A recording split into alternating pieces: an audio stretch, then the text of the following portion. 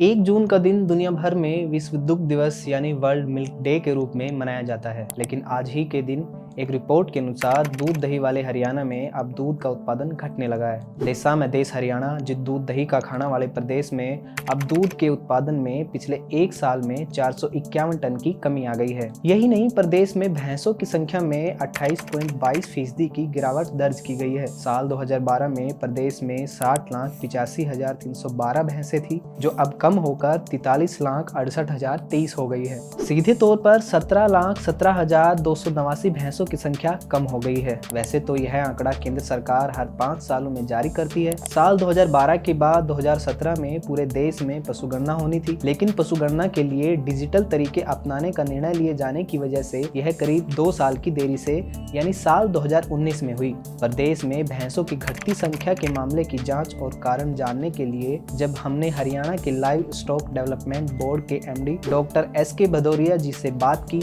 तो उन्होंने इस बारे में बात करने से साफ मना कर दिया। हिसार में स्थित लाला लाजपत राय पशु चिकित्सा एवं पशु विज्ञान विश्वविद्यालय लवासा के principal extensional specialist doctor Rajendra Singh प्रदेश में भैंसों की संख्या कम होने के कई कारण मानते हैं। डॉक्टर राजेंद्र सिंह ने इस विषय पर एक अध्ययन भी किया जिसमें कई तथ्य सामने आए थे। डॉक्टर राजेंद्र सिंह बताते हैं कि भैंसों को खाने में कैल्शियम, फास्फोरस, मैग्नीशियम, कोबाल्ट और जिंक जैसे पोषक तत्व बहुत जरूरी होते हैं। लेकिन भैंसों को अब जो चारा दिया जा रहा है उसमें पशुओं के लिए सबसे जरूरी जिंक जैसे मिनरल नहीं मिल रहे हैं। पशुओं को मिलने वाले हरे चारे में भी जरूरी मिनरल्स नहीं हैं। खेतों में फसलों पर दिए जाने वाले फर्टिलाइजर की वजह से हरे चारे में नाइट्रोजन की मात्रा अधिक हो गई है, जबकि उसमें जिंक और फास्फोरस की मात्रा 50% से कम हो गई है। जिंक नहीं मिलने से भैंसों की प्रजनन क्षमता प्रभावित हो रही है, जिसका सीधा असर भैंसों की संख्या पर अब दिखने लगा है। इसके अलावा क्रॉस ब्रीडिंग मुहिम की वजह से भी भैंसों की संख्या में कमी आई है।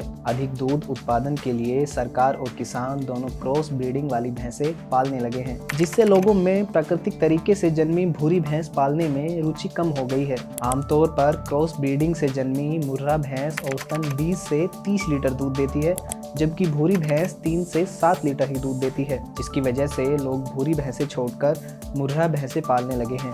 दूध उत्पादन के नजरिए से देखा जाए तो एक मुर्रा भैंस 7 देसी भूरी भैंसों के बराबर है। एक भैंस के पालन पोषण पर सालाना 75,000 रुपये खर्च होता है। इसकी वजह से भी लोग कम भैंसों को पालकर अधिक दूध हासिल कर रहे हैं।